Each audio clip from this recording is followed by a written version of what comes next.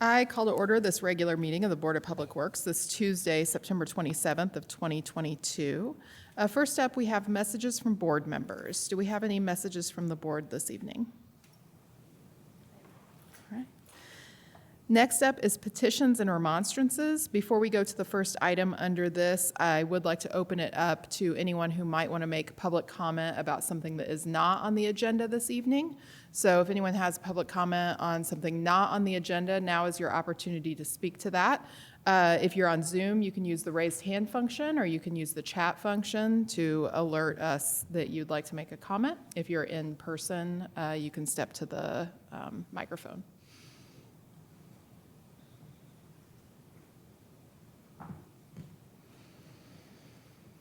I see none. Thank you. Seeing none, we'll go to the first item, which is appeal notices of violation numbers 52045 and 52046 at 530 South Washington. It'll be city legal first, Yes. and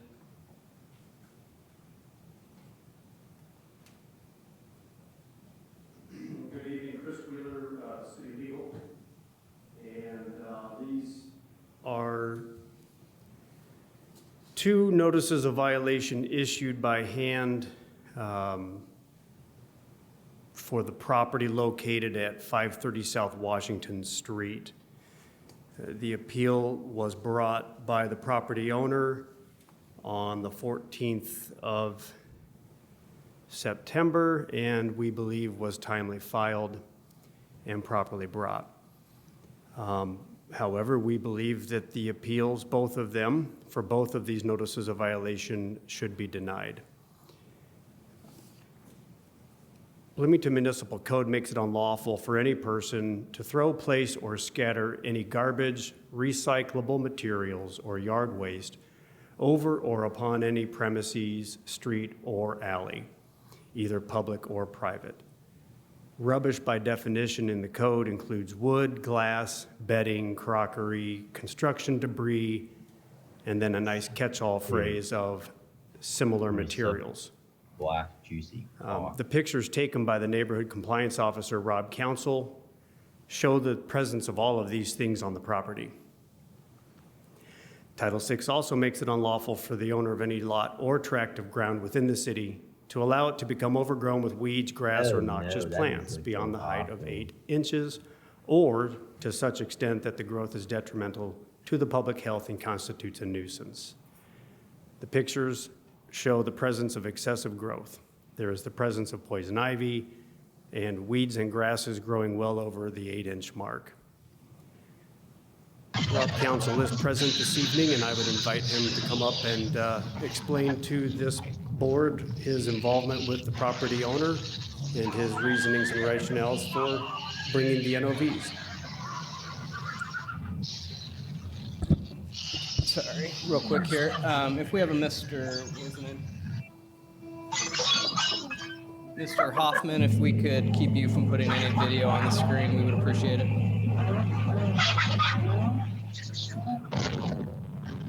If you could mute yourself, Mr. Hoffman. Thank you. Go ahead, Rob. Hi, I'm Rob Council, Hand Department. I can give you a brief synopsis of how this all started. August 1st, I met in person with Mr. Davis to chat in person and see how things were going, see what we could do to maybe get some movement going on the property. I had gotten complaints verbal from different property owners on either side of him about the accumulation of garbage. On the 4th of August, 3 days later, I went back to Joe's property in person with Liz from Planning, Mike from Hand, and Cody from HUD to see if we could offer any grants, funds, or help to tackle this massive project on his hands. A week went by, no movement, no nothing had been done on the property, so I issued the first warning on the 11th. Went back to check a week later and issued the second written warning, and still no movement. And all this time I've been trying to talk to him, see what the city can do to help move this along. On the 7th of September, after weeks of nothing happening, I issued my first written ticket with a fine, and here we are. Be happy to answer any questions.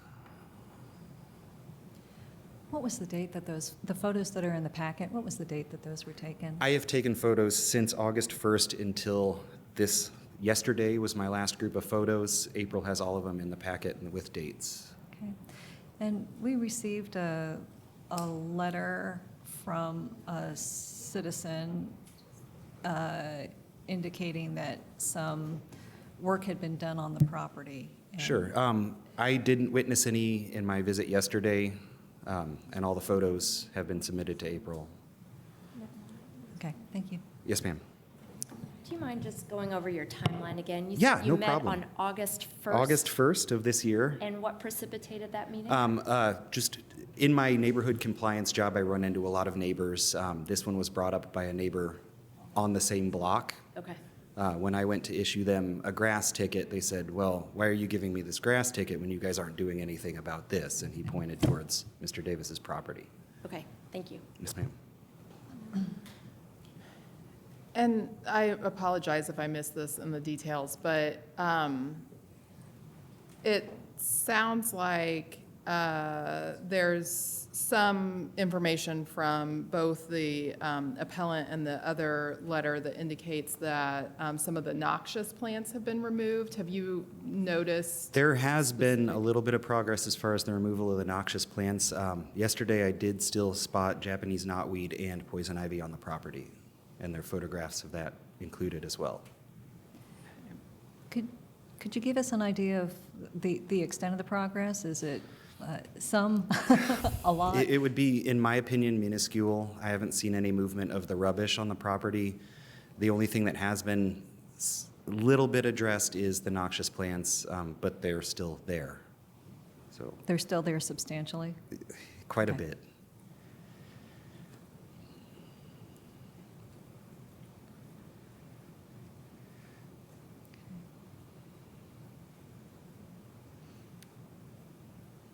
There was a note in the appeal about a meeting that didn't come to fruition. Let me see if I can go back to my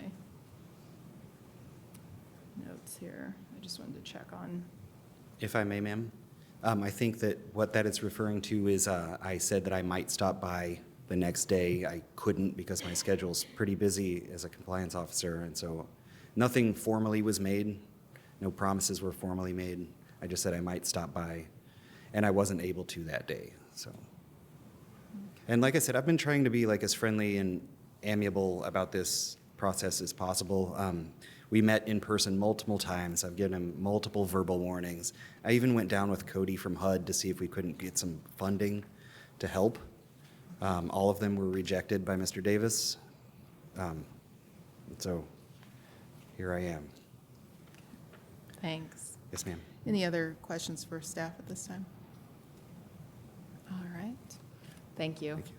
And if the property occupant is here, the appellant, you can go ahead and make comments. Yes, I am.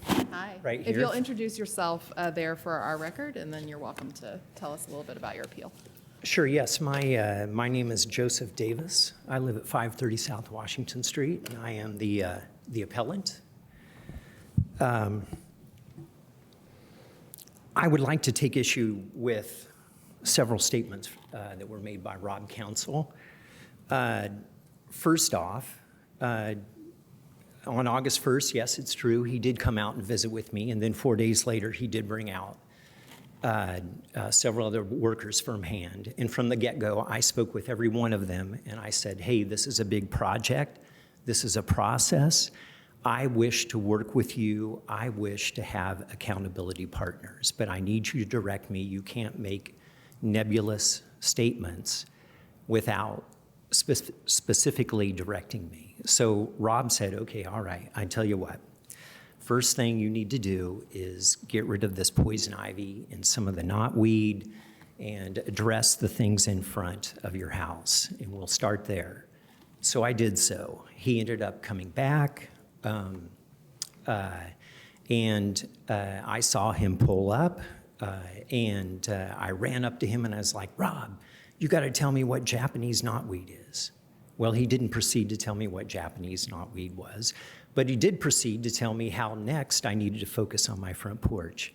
So then for the next couple of weeks, I focused on clearing things off the front porch and processing them, and in general, trying to address the curb appeal of my property from the front, as that was what I understood that are where I should be directing my efforts. And Rob did say that I'm going to come back in 1 week and follow up with you and give you feedback, because I expressly asked for feedback through this process so that I could make sure that I was on track. Rob never showed up, and even after I left a phone message with him, either on that following day, Friday, or on Monday at the beginning of the week, it's like, hey, dude, where were you? I worked so hard. I wanted to show off what I've accomplished, and you never showed up. And then several days later, I received these fines. So, and I would also like to take issue with Rob stated that I received 2 warning notices. I only received 1 warning notice on the 11th, and it vaguely says in the comments, properly dispose of all garbage and putrescent materials on property, eradicate all Japanese knotweed and poison ivy from property. Okay, certainly I addressed that. Now, if we go back up to issue BMC 6.06-020, it is unlawful for a person to throw, place, or scatter any garbage, recycling materials, premises, street, or on their property, and so on and so forth. I have no garbage.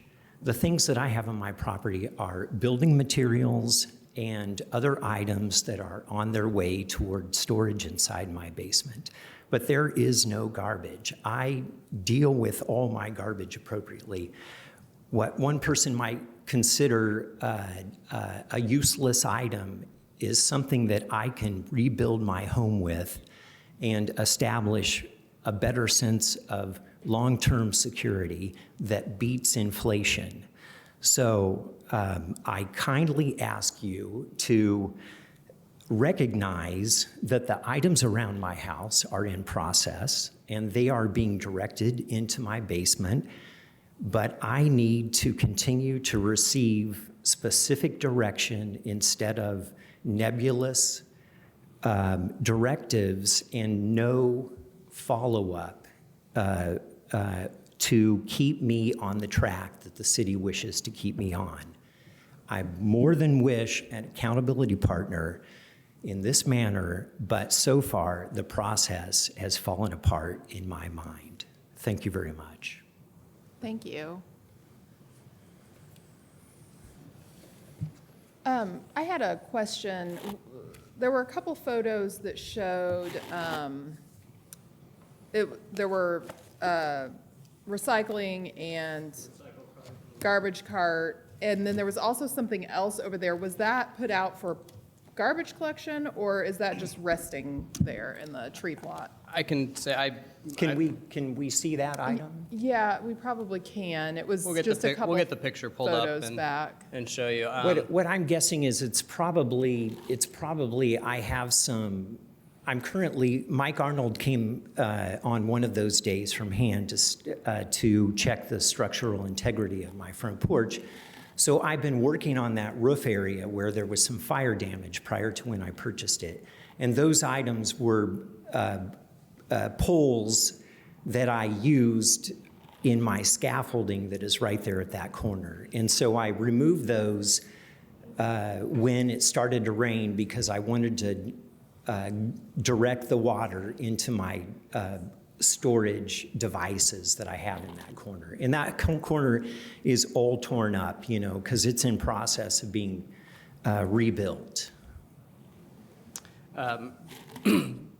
Mr. Decker, I could tell you that I visited the site this afternoon just to put eyeballs and see what was going on. To the south of the building, you know, when Mr. Davis is talking about it might not be trash to some people, it is certainly building materials. I think we could both agree that it's building materials. Some of it building are. materials and other items destined for my And as basement. Mr. Wheeler stated earlier, that's also included in the language of the code.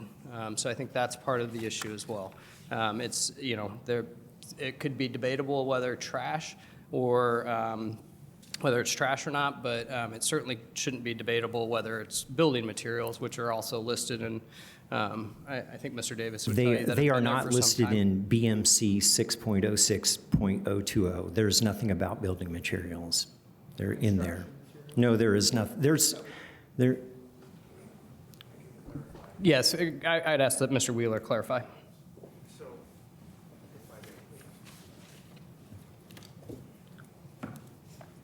The laundry list of items that I was identifying through the Title VI, doesn't actually say construction materials. It says construction debris. But it also includes wood, glass, bedding, crockery, and similar materials. So if it's going to include things like glass and bedding, I think it also, and wood, it's going to include things like doors, which these doors that are sitting or were sitting out in the street were made of wood. You've got plenty of things that fit into the quote-unquote similar materials. There's a bathtub sitting out there that leads to nothing. There's a ton of stuff sitting on the front porch. The system is working perfectly. Neighborhood compliance went out, gave a warning, said get it cleaned up. He didn't get it cleaned up. They issued a notice of violation, and now we're here for the appeal. The thing that has broken down is the maintenance of the property. We're asking that this appeal be denied, and that the NOVs be upheld. The next step will be to request abatement, or maybe even to issue an unsafe order. Thank you. I'm just looking at the photo on page 39 of our packet, and it looks like a trailer with lots of broken wood pieces, but also a toilet brush and an upside-down frying pan, some canned food, but it looks like there's growth all around it that has been there for a while.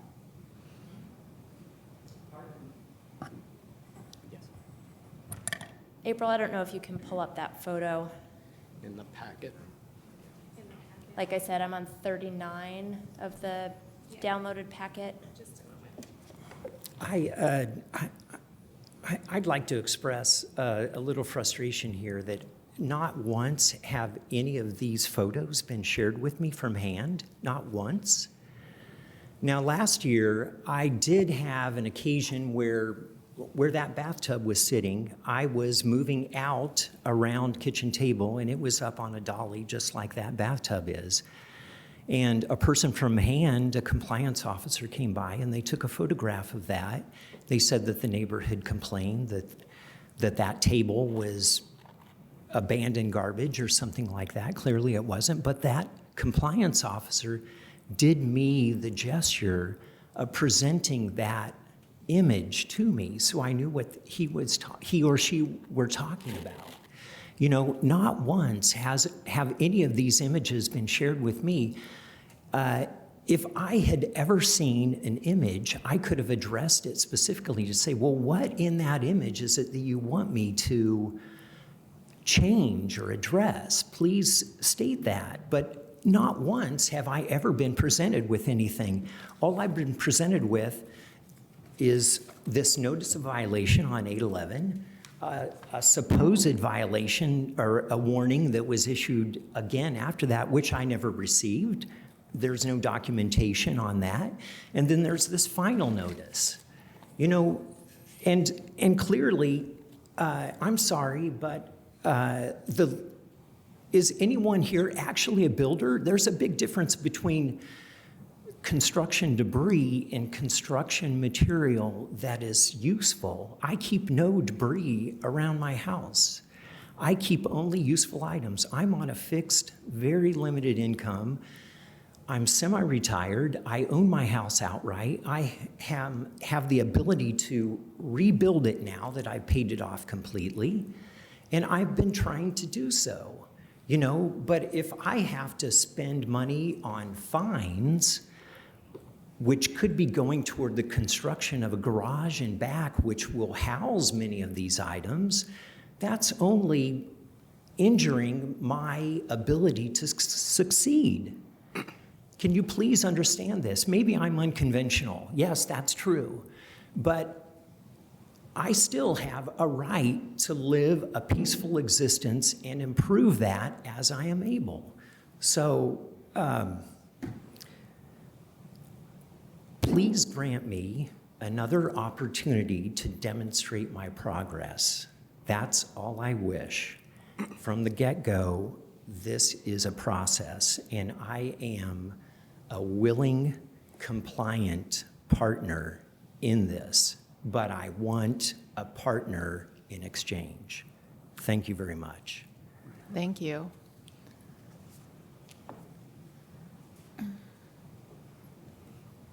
So if I may belabor the photo that April so graciously brought up, if you look at the photo, it looks like there's a disposable aluminum tray covering up some canned food. There's a toilet brush. There's an upside-down frying pan and a can opener. My concern is that it looks like there's been growth, enough vegetation growth that has been there for a long time, which doesn't show progress to me. That's my compost pile. And that, do you see the plastic round container to the left? That's my disassembled compost container. I've been processing, turning that compost right there. And so that can opener is, every once in a while, I open up some expired canned goods and I introduce those into the compost. And so it's true that that can opener sits there for months and months and months on end. And all those under that pan, yes, that is a container full of canned goods, but I just periodically open one up and add it to the compost. But as you can see, my compost pile is being fluffed or rejuvenated or aerated right now, and I haven't stacked it back up. Now this structure right there, the trailer with the sticks on it, that's an area where my garage and solar array are going in, and I cut those sticks to lay them on top while I worked in that area. Now also, along this back area, I'm creating what's known as a hugelkultur bed. I don't know if you're familiar with that, but it's a technique where you take woody carbon materials and you surround them with compost and leaves and layer them. And what it does is that instead of having to burn wood, that carbon gets broken down and it creates soil. It sequesters moisture. This is the back of my property on First Street where the front of my property is. It's approximately 1 block in elevation. Getting to the back of my property, it descends 1 block. So I have a tremendous amount of stormwater runoff. And so in this area, I'm trying to beef up the carbon and the organic matter so I can sequester all that water so that it doesn't run into the alley and then correspondingly into the parking lot of the Arby's behind. Thank you. On the other image, I don't know if, I just wanted clarification on whether there are items sitting in the tree plot? There are. Okay. They're covered with tarps. And those items are items that came off of my front porch, and I'm processing. If I may make a comment to the board, and Mr. Davis stated it may be unconventional and such around the property. I'm not going to argue with that. What I would say is that city legal and city hand staff have determined it's not in compliance with our local municipal code, and that's why we're here today. What I viewed today, and I told Mr. Davis this myself, it's not in compliance with city code. It's plain and simple. It's not in compliance with city code. Will we try to work with Mr. Davis on pointing out the specific things? Yes, we can, but in the time period that the violations have been issued and such, the property's still not in compliance. So that's where it stands today, in support of staff's recommendation, we would ask that you deny the appeals. If I may, I'd like to rebut that statement. it was only August 1st that Rob Council ever came out to my property for the first time. My appeal of the fine, now, okay, so he came out on August 1st. All right, the notice of violation and fine was received only 5 weeks later, only 5 weeks later from the initial contact of Rob Council to start a discussion. Within 5 weeks, I was fined. It's as if I had done nothing. And then again, this time from my appeal to this date has been filled with nothing but activity to address these ends. And especially to be sort of bait and switched, as I was, where there was no photographic information shared with me, very vague interpretations of these codes, and no one willing to follow up, especially when my contact, yes, my contact was the last with Rob Council, a message with him, and he did not respond to that. It was only met with a violation notice. So please, let's continue this process and let's establish some benchmarks and a process for some of these alternative methods of interpretation of one's appearance on their property might be justified, because sure, I'm an unconventional guy, but an unconventional guy needs a voice to share the philosophy behind that. It's not like it's neglect. Everything that I do on my property is intentional, and it's all meant toward the sequestration of carbon, mitigation of the effects of climate change, improving my own well-being and that of my neighbors, and mitigating, like the heat island effect right there where I live. Thank you very much. If you have any further questions, please ask, but I do appreciate your time. Thank you. I don't have any further questions, but I do just want to make sure that I understand and that everyone who might be listening understands that generally, if I'm not mistaken, hand returns to a property typically around 2 weeks after the initial warning. Is that correct? I mean, for a fine, it would be a 2-week window is what is allowed. Is that correct? You gotta get to the microphone. Yeah, sorry. I just want to make sure I understand the timeline, because I actually think 5 weeks is quite generous based on what would normally happen. Yeah, typically it is like a week or two, depending on the severity of the case. And this isn't brand new, guys. This has been going on since, I think, 2009, I think, is the farthest record we've got on it. This didn't just pop up overnight. I know other inspectors have tried to address the issue. Nothing's happened, and I'm just doing my job. I'm not trying to bug or harass, and I think I've gone above and beyond on inviting HUD there, inviting planning there, and trying to see what kind of resources we could steer towards him to help him out, which were all denied. He didn't want any help. So I think I've done my part to the best of my ability. Thank you. Thanks, Rob.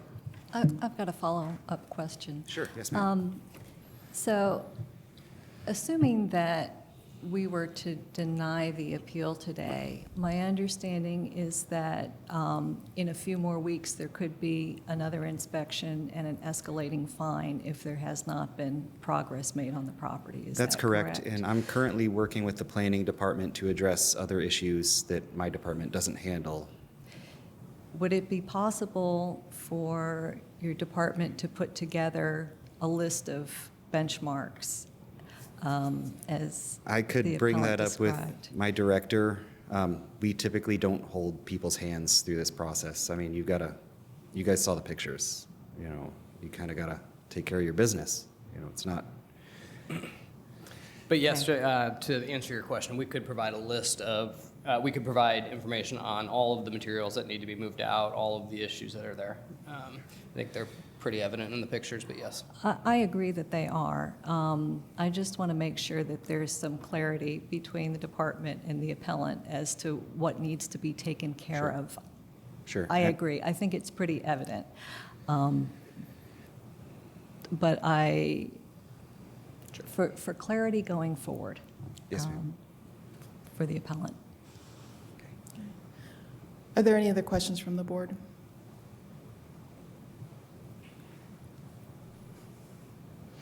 Do we have any members of the public who wish to make a comment?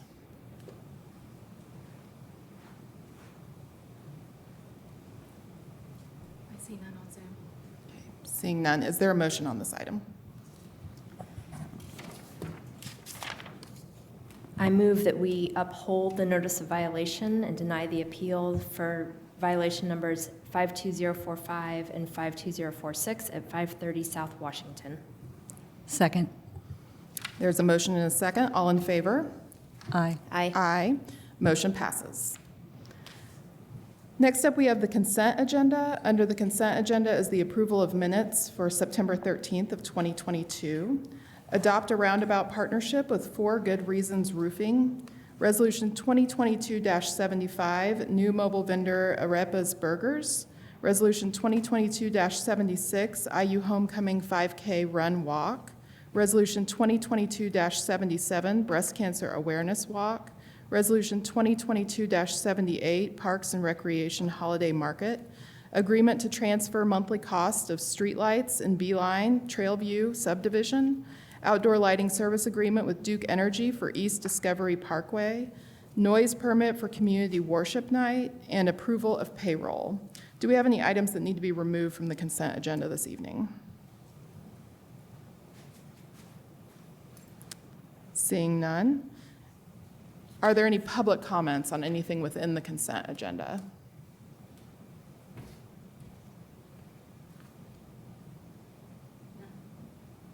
Seeing none. Is there a motion on the consent agenda? I move that we approve the consent agenda for tonight's meeting of September 27th, 2022. Second. All in favor? Aye. Aye. Motion passes. Next up, under new business, a request from Renovation Inc. for lane closures and nighttime work on West 2nd Street. This is October 3rd through 4th of 2022. Hi, everyone. Emily Herr with Engineering. Renovation Inc. is actively demolishing the Indiana University Health Legacy Hospital site. To complete the utility abandonment in the right-of-way for the site, Renovation is proposing to restrict the westbound lane of traffic and provide illuminated flaggers and signage during the hours of 8 p.m. to 5 a.m. on the nights of 10/3 to 10/6, which would end at 5 a.m. on 10/7. The excavation will be plated during the day using skid-resistant plates that are bolted and flush with the pavement. Renovation has notified nearby properties about the closure request, and I just wanted to note that they've also been in coordination with Bloomington Transit. And I'm happy to answer any questions, and members from Renovation, DLZ, and IU Health are also available to answer any questions. Thank you. Questions on this item? I just have a question. On the agenda, it's listed as lane closures and nighttime work, October 3rd and 4th, and the staff report says 3rd through the 6th, ending on the 7th. Yes, thank you for asking about that. They intend on completing the work in 2 nights, but they are requesting the 4 nights of closures in case of weather delays. So Gotcha. the intent is to complete it within 2, but they just didn't want to have to come back to the board if there were to be weather delays. Okay, thank you. Yes.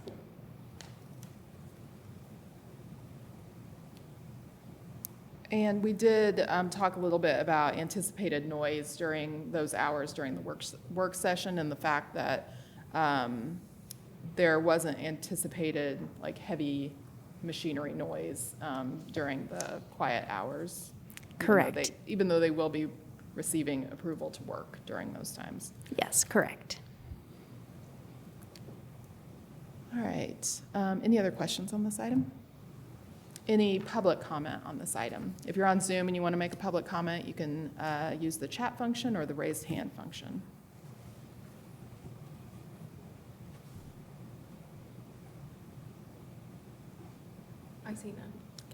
Seeing none, is there a motion on this item?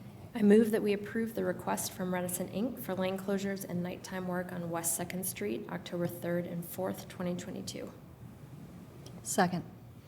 All in favor? Aye. Aye. Motion passes. Thank you. Thanks. Next up is change order number 1 for the Dunn Street Sidewalk Improvement Project. Hello, Sarah Gomez, Engineering Department. Dunn Street sidewalk was awarded to Groomer Construction, and the project included installation of sidewalks, curbs, ADA compliant ramps, and a tree plot. Change order number 1 adds an item for gutter concrete. The quantity for gutter concrete is being deducted from item 0170, the trench drain. This project change was prompted by the contractor's response to lead times on receiving the trench drain grate, which was possibly going to be January 2023 versus receiving it during the project timeline. So the change order adds a splash pad and 90-degree angle portion of gutter instead of the trench drain grate. The original contract amount was $203,365.36. Change order number 1 would be a $0 increase to the contract, and the contract sum would still be $203,365.36. Just request approval of the change order, and if you have any questions, I'm happy to answer. Thank you. Questions on this item? No. Any public comment on this item?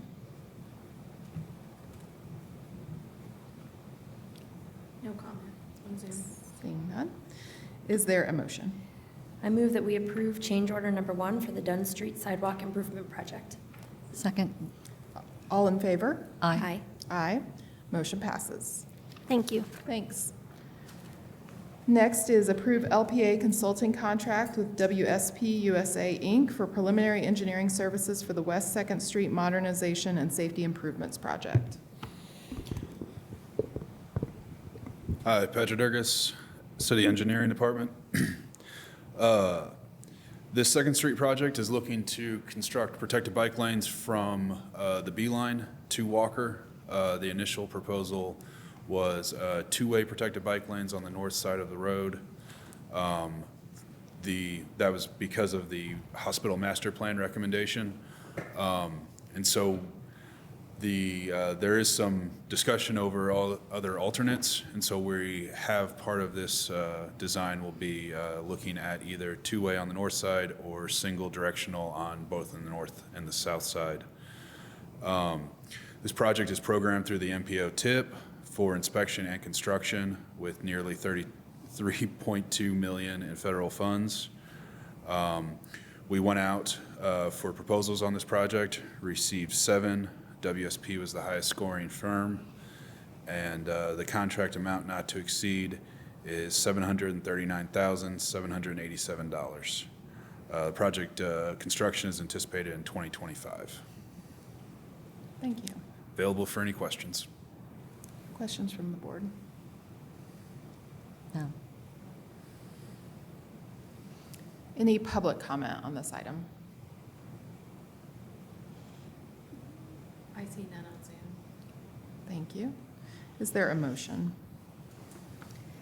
I move that we approve LPA consulting contract with WSP USA, Inc. for preliminary engineering services for the West 2nd Street Modernization and Safety Improvements Project.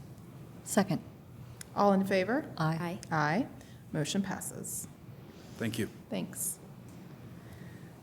Next, we have requests from Strausser Construction for right-of-way use along East 19th Street from North Lincoln Street to North Dunn Street through August 8th of 2023.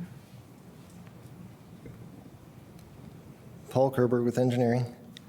Strasser Construction is currently building a new mixed-use development at the northwest corner of East 19th Street and North Dunn Street. They're requesting temporary use of the right-of-way to place construction fencing along the edge of the street around their project. The fencing will be in place through the completion of the project, which is August 8th of 2023. I'd be happy to answer any questions. Questions on this item? No. Any public comment on this item?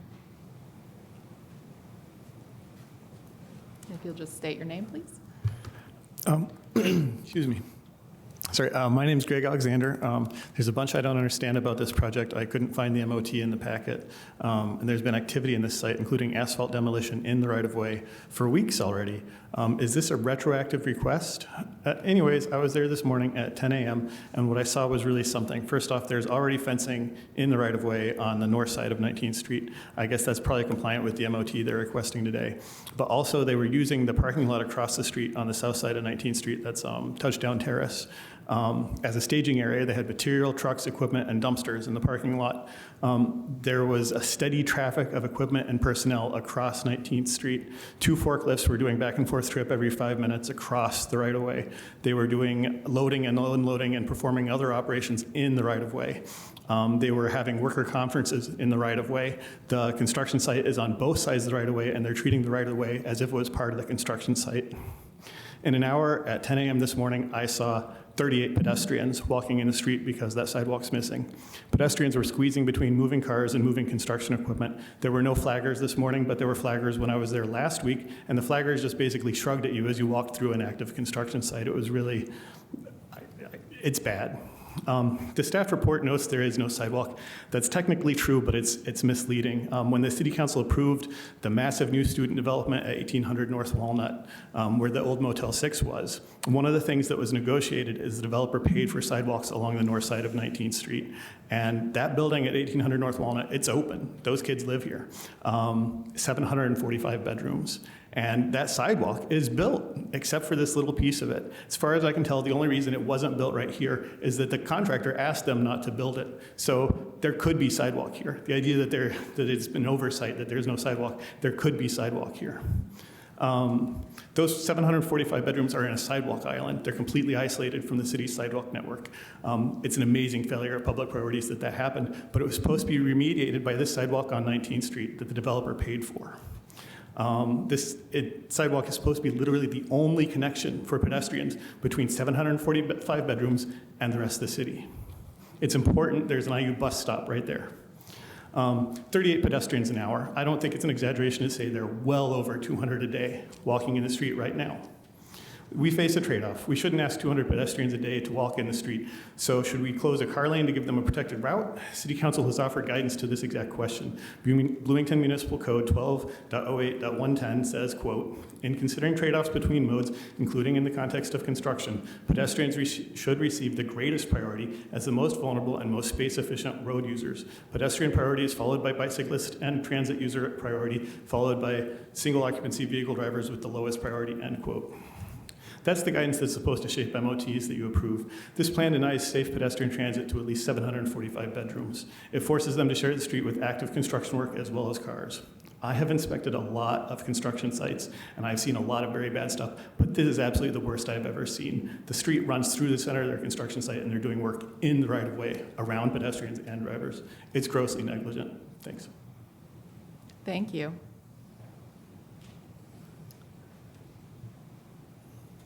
Questions from the board?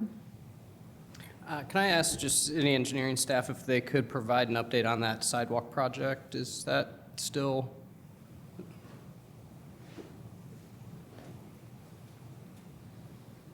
Hi, Patrick Durgis, City Engineering. The 19th Street Sidewalk Project, the portion funded by the developer on 1800 North Walnut, their portion of it has been constructed. City Council allotted a maximum funding amount of $300,000 for the project. After considerable design changes and multiple bids, we were able to bring in a project a little bit over $320,000 that constructed sidewalk to Lincoln. And because of these 2 other developments, we then were able to secure that the sidewalk would thus continue from Lincoln to Dunn. But the max cap put on the budget for this project by the council mandate did not allow the sidewalk to actually continue the entire stretch. And so this was what we were able to afford based upon the information provided, or the budget provided. And so then these projects will build out the remaining sidewalk to Dunn? Is that as part of their developments? That is correct. Both of them have the sidewalk as part of their projects and will connect it to Dunn, and also construct the multi-use path that's required along Dunn Street. That's currently to the, I'm not going to have my directions South. correct. It's south towards 17th, I think. Towards 17th, correct. Yep, south towards 17th that exists right now. And so that multi-use path will extend the limits of the property lines of the development at 19th and Dunn. So there is an MOT in the packet for this particular project, and I just wanted to confirm what it looks like. It appears that the MOT is following a sidewalk along Dunn with a crossing to, is there a sidewalk on the other side of 19th Street? What's the next sort of? The MOT included their whole MOT package for the project. And this, what we're approving tonight, is only for the construction fencing. The sidewalk MOTs for those are later on in the project when it's a full closure on 19th Street.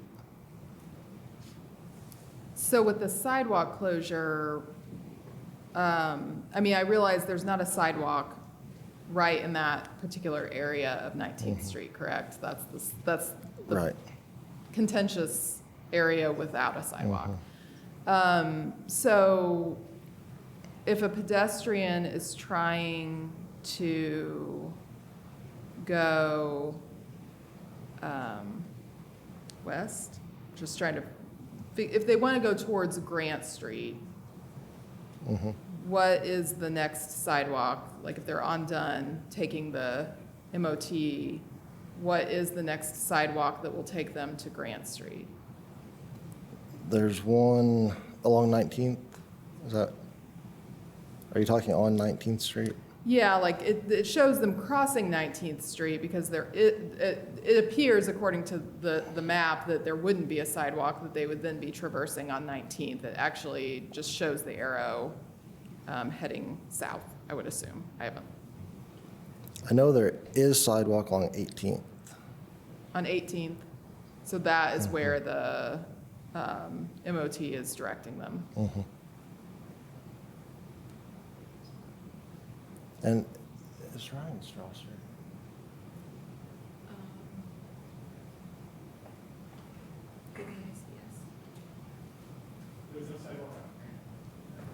That's it. That's what we were just Yeah. looking at. I don't think there's one on Grant either. Is Ryan, you're on the call, right? Yes. Yep, I'm here. Okay. And Andrew Seabour and I were just chatting as well. I think what we need to do is try to do something to explore some more options with the pedestrians in the area. You know, as Andrew told me, and please correct me if I say this wrong, Andrew, is, you know, whereas city code, Greg's absolutely right on how it's prioritized and everything, but it speaks to when the facilities exist, given that they don't exist here now. But I completely agree. If it's, you know, if we've got these issues with that number of pedestrians on 19th Street, that we need to possibly explore we should probably explore some better alternatives, given the situation. Ryan, do you have any comments to that? No, I mean, we worked starting last fall with all the city staff, and yeah, we explored with everybody. I mean, and we were open to options of doing either a pedestrian walk around kind of up through there, but yeah, I think it was determined at the time there was no sidewalk and students were already walking in the street basically to the IU bus stop down 19th all the time before the project started even. But I mean, the other thing to look at too right now that would all, like basically the buildings on the south side of 19th between Dunn and Grant are vacant now for the next project that we had approved as part of through Plan Commission. So we would be open as well to looking at starting one of those next phases of the MOT that would shut down that segment earlier as well, that would kind of then force the pedestrian traffic to kind of go over Grant and around kind of through Evolve to the IU bus stop right now.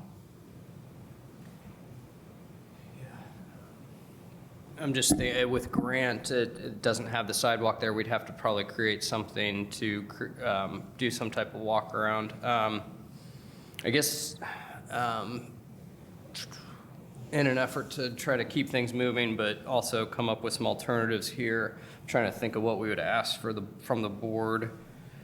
Maybe a tentative approval of this for the time being, while over the next couple weeks we really try to nail down some alternatives with that other site with a pedestrian walk around or something that provides a greater level of protection for pedestrians headed east towards that bus stop. And then even at next week's work session and board meeting, revisit it with the board. Does this project already have staff approval for the fencing? Because it's my understanding the fencing is up right now. Is that right? Right, yeah, we have not approved it until now. Well, that was my follow-up question as well, is the right-of-way permit application, which is asking for construction fencing in the edge of the street in the right-of-way, is dated 9/19, but it says start date of May 1st. And so I want to make sure I understood what Mr. Alexander said, that there's fencing up and work happening. And the permit application is dated May 1st, but it's not, it seems to me that it's being sent in retroactively. Is Yeah, this part of the bigger MOT, like this, is this somehow? Yeah, we, This is Ryan. Can I say something real quick? Please. We actually, whenever we had submitted for the grading permit, had submitted kind of a preliminary application for all of this, along with the MOT plans that all went in. And so, yeah, basically, we were approached like a week or so ago to then get on the agenda, or a couple weeks ago. So we had initially submitted stuff a long time ago. So I think the key there is there's a grading permit process, and then there's the right-of-way use permit process, and now we're in the right-of-way use permit process. So if that fencing, I haven't been up there, I don't know where it sits exactly in relation to the right-of-way line, but if that was approved as part of the grading plan for site work to be done, you know, that's why it would be there. But then this will now actually approve the use of the right-of-way for what's being requested. Again, realizing we probably need to meet on site and really take a good hard look in the meantime. Okay, thank you both for that And clarification. Andrew or Paul, I mean, what I suggested, does that work? I mean, does that seem to make sense? Okay. So is this something that there can be a staff level approval until we get to the next board meeting, or does this not qualify for staff approval? Jeez. Here's where we're really going to miss Jackie Moore on the first meeting. She'd be able to tell us that right away. it's not closing a lane. No, but it's the use of the right-of-way. Yeah, I suppose we could work on a staff level approval tomorrow until the next meeting, and then, yeah. How about we do I think that? that would be ideal. That Perfect. way, you all can decide what still needs to be done in the immediate term. And that- then get a formal approval at the next meeting. Yeah, because I'm not sure, as a board, we're quite as well-versed on what it might take for Yep. just this immediate term. We will be, Ryan, can we make some time to meet on site tomorrow? Yep. Perfect. I'll send you an email Yep. right now. Yeah, send it to Paul and we'll, yep, I appreciate it. Thank you, Ryan. Okay, yep.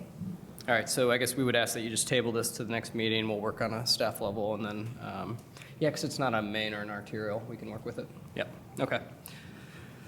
And thank you, Mr. Alexander. Thanks. All right, so we probably need to do a motion to table. All right, is there a motion on this item? I move that we table the request from Strausser Construction for right-of-way use along East 19th Street from North Lincoln Street to North Dunn Street through August 8th, 2023. Second. And are there any other public comments on this before we do our final vote? I see none on Zoom. All right, we have a motion and a second. All in favor? Aye. Aye. Motion passes.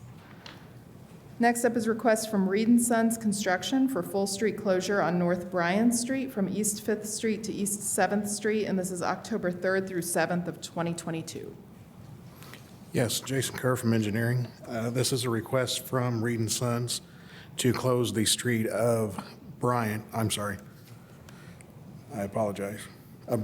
yes, between 5th and 7th, between the dates of October 3rd and October 7th. That's just a week. They are doing a sanitary sewer lateral for Indiana University project within that vicinity.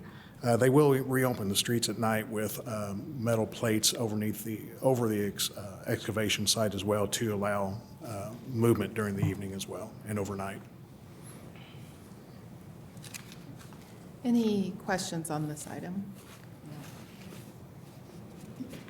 Any public comment on this item? I see none on Zoom. All right. And we may just want to note, this is Bryan Avenue. Bryan Because I Avenue, think there yes, is a North Bryan Bryan Avenue. Street. I don't want to give No. approval for the wrong Wrong place. one, no. I have it as Bryan Avenue Okay. between 5th and 7th Street there.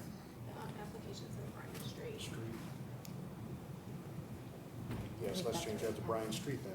In the notes, it's wrong. I apologize. So it will be Bryan Street Right. between East 5th and East 7th Street.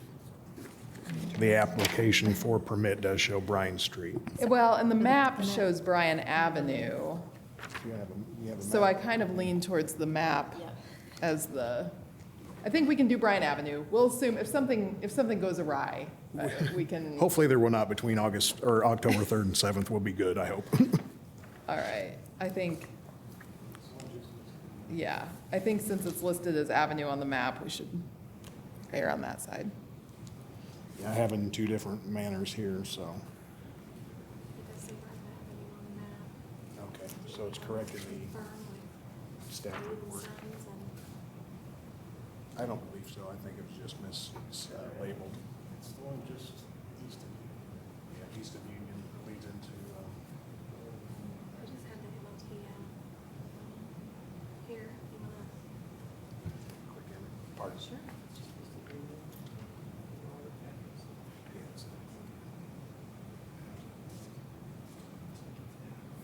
Is it a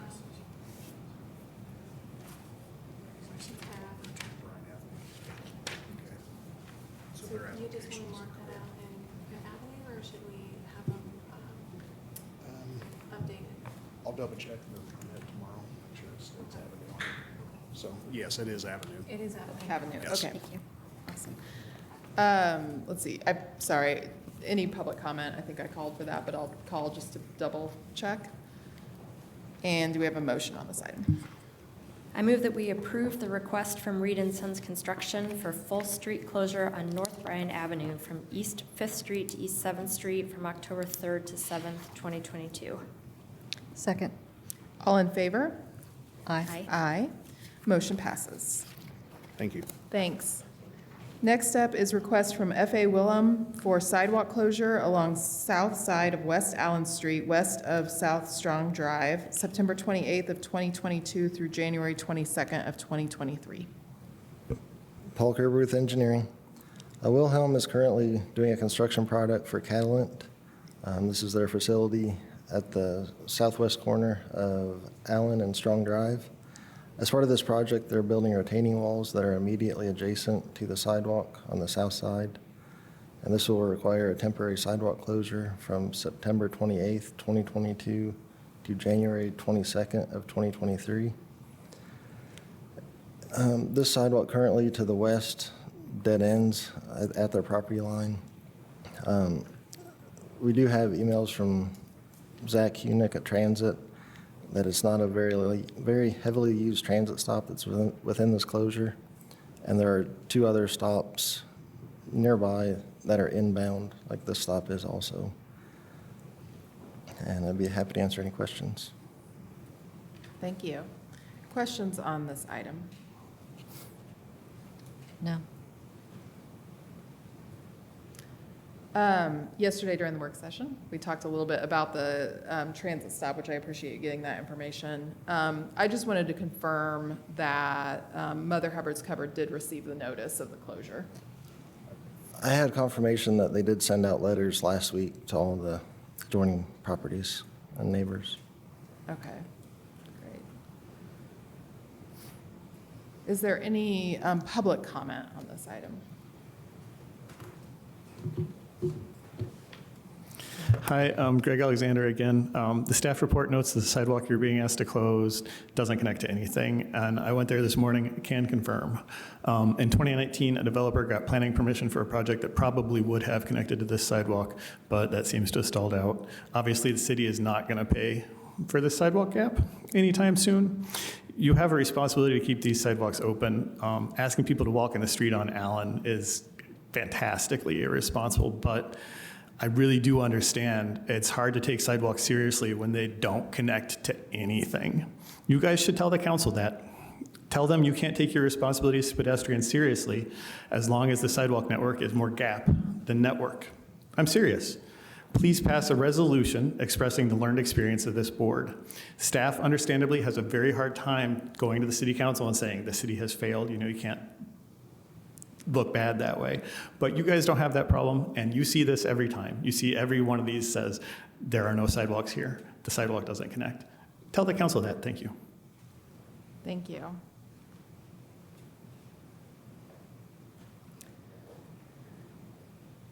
Any other questions, comments? No. Any other public comment? I see none on Zoom. Thank you. Is there a motion on this item? I move that we approve the request from F.A. Wilhelm for sidewalk closure along the south side of West Allen Street, west of South Strong Drive, from September 28th, 2022 to January 22nd, 2023. Second. All in favor? Aye. Aye. Aye. Motion passes. Next up is request from AEG for right-of-way use along East Atwater Avenue, East First Street, South Fess Avenue, and South Mitchell Street, October 4th of 2022 through November 4th of 2022. Paul Kerber with engineering. This is the first, right-of-way use closure application that we've received from AEG. They're working on the citywide fiber project. And so they're requesting temporary use of the right-of-way and lane closures to install the fiber optic cable. This permit application that we've received is work along East Atwater Avenue, South Woodlawn, and it goes over to Park and to the south to University. And like I said, this is the first one of several that you'll be seeing. This first application is planned to start October 4th and will last approximately 30 days. They'll have 3 to 4 teams working in each project area. And what we've received from AEG is that they can do about 500 feet of boring per day and 2,000 feet of aerial fiber per day. And I know there's a representative from AEG, also Rick Dietz, I think was on there, if there's any questions. Thank you. Questions on this item? Nope. And I just wanted to highlight the fact that they're not requesting any closures in the right-of-way. It's a request for them to be working in the right-of-way, which means the access to the right-of-way should maintain. There will be some lane closures and also sidewalk closures associated with their work. And so what will they do during those closures? They have MOT plans, they have some detailed MOT plans, and they also have the general, just plans for lane closures and sidewalk closures from them.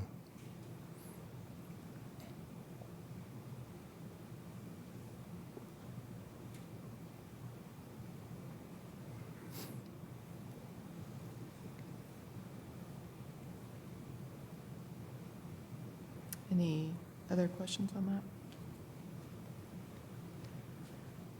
Do we have public comment on this item?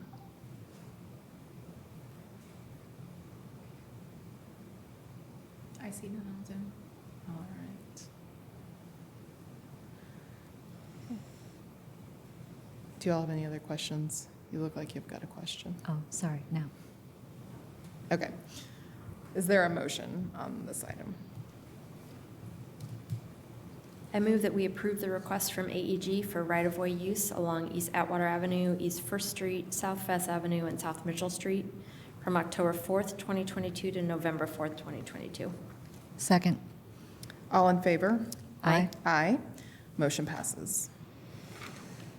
Next up is contract with Express Employment Professionals for parking enforcement specialists for 2 positions.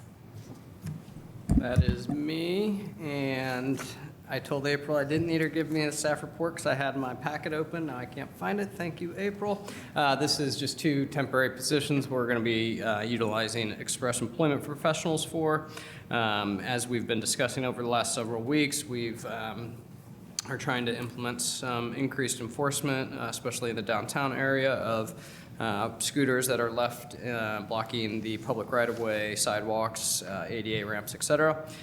We also, so this is kind of our temporary solution as we work to hire some temporary part-time staff that would actually work for the city. So we're trying to get this off the ground so that we can get some good data here this fall and then have something a little more robust for the spring season when the scooters return. The experience we've had is, the scooter companies usually start reducing their deployment significantly as the weather turns. So we're expecting that again this year. But again, hoping to get some good data on tracking scooter violations when they're left in areas that they're not allowed to be blocking the public rights of way. Adam, are you anticipating that the people that get hired by the city at the end of the temporary employee, at the end of the express employment temporary people, when the city hires people for the remainder of the time through the end of this calendar year, is it going to be those same people, those same temporary employees that are going to come back in the spring? Hard telling. It kind of depends on if they want to continue that employment. My hope is that these candidates with the temporary employment agency enjoy the work and meet the deadline to get their application in and could continue in that way. But I don't know that we would have the same people in the spring and the fall. It kind of depends too on, if we have a very mild November, December, and the actual city employees are, maintaining employment through that time. You'll see the next thing that we're offering up is a contract for school crossing guards that also fall under parking enforcement. So we could possibly do some, that was me moving eggshells or whatever they say. But we could possibly utilize them in both positions, knowing we're seeking temporary help for all of them. So when we hire, let me just say that more succinctly, when we hire city employees as temporary part-time scooter enforcement folks in the winter, if the scooter deployment is such that they don't have work to do there, we could possibly utilize them as school crossing guards until the spring season hits back up. Okay. We're always looking for school crossing guards, it seems, so knowing these would be parking enforcement employees, it would be a nice little fit to, we supplement with parking enforcement officers now, school crossing program. I appreciate knowing that, thanks. Any public comment on this item? Hey, sorry, Greg Alexander again. Mike Roker of City Legal, when all these, the scooter ordinance was passed, told the city council, quote, there would be parking tickets, unquote. He said that illegally parked scooters would result in fines, which would be passed on to the scooter riders, so it could actually shape behavior, preventing future violations, not merely punishing. He didn't say it was something that was being considered. He guaranteed that it would happen. The council was very, very reluctant to approve the scooter ordinance. That was a very late meeting. It had several meetings involved. He guaranteed it would happen, and that guarantee is what pushed it over the line. This matters to the council. That's why we have the scooter ordinance, because we were promised that there would be parking enforcement. So this is really exciting that there's some progress. I just want to make sure we keep that goal in mind. These new workers should be assessing fines. They shouldn't just be reporting or whatever, or microcurbs led to council. Thanks. Thank That's you. certainly the intent.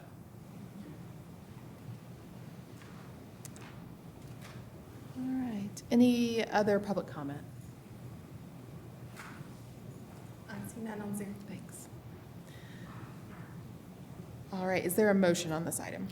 I move that we approve the contract with Express Employment Professionals for parking enforcement specialists for 2 positions.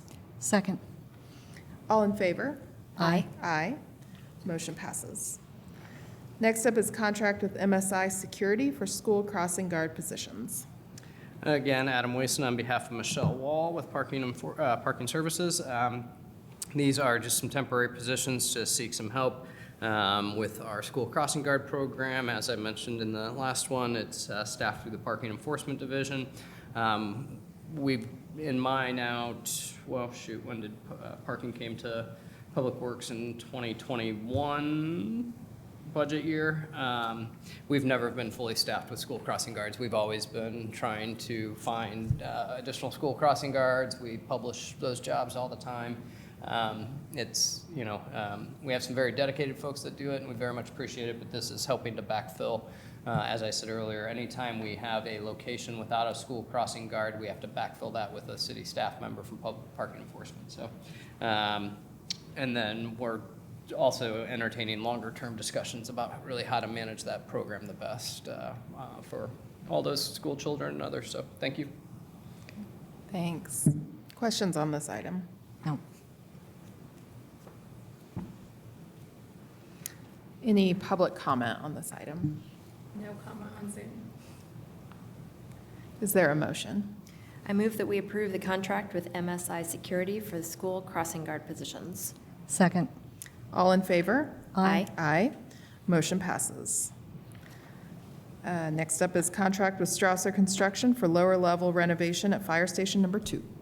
Adam Wason on behalf of J.D. Borough. Fire Department is requesting permission to proceed with a renovation project at Fire Station Number 2. This will turn the existing office space on the lower level into 2 sleeping quarters with a shared bathroom. Tabor Bruce developed a floor plan, created construction drawings that were used to bid the project. 3 bids were solicited, and Fox Construction came in at $94,744. Anchris LLC came in at $92,768.40. Strausser Construction came in at $91,800. And staff recommends the award to Strausser Construction for $91,800. Thank you. Happy to answer questions. Questions on this item? I'm just curious if this is an expansion of the number of sleeping quarters or a replacement of existing sleeping quarters?